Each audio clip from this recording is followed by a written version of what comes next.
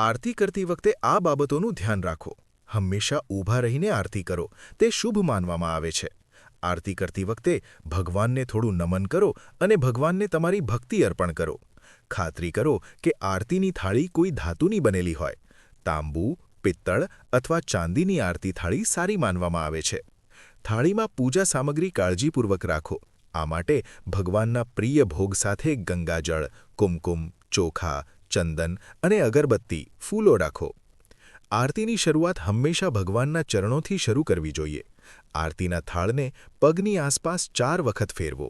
આ નિયમ ભગવાનના ચરણોમાં પોતાને સમર્પિત કરવાનું પ્રતીક માનવામાં આવે છે. ભગવાનની નાભીની આરતી કરો.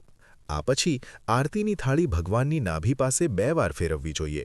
આ નિયમ વિશે એવું માનવામાં આવે છે કે ભગવાન બ્રહ્મા ભગવાન વિષ્ણુની નાભીમાંથી જન્મ્યા હતા, તેથી ભગવાનની નાભીની આરતી કરવામાં આવે છે. ચહેરાની આરતી કરો. આ પછી આરતીની થાળી ઉપરની તરફ લો અને ભગવાનના ચહેરા સામે 1 વાર આરતી ફેરવો અને મનમાં ભગવાનને પ્રણામ કરતા રહો અને આરતી ગાતા રહો. તમારે કેટલી વાર આરતી ફેરવવી જોઈએ? છેલ્લે દેવતાના આખા શરીર પર દીવો ફેરવો. ધ્યાનમાં રાખો કે તમારે આખા શરીર પર ફક્ત 7 વાર આરતી ફેરવવી જોઈએ. સ્વીકૃત નિયમો અનુસાર કુલ 14 વાર આરતી ફેરવો, જે તમારી ભક્તિને 14 લોકમાં લઈ જવાનો માર્ગ ખોલે છે. આવી અવનવી માહિતી જાણવા ચેનલને સબસ્ક્રાઇબ કરો.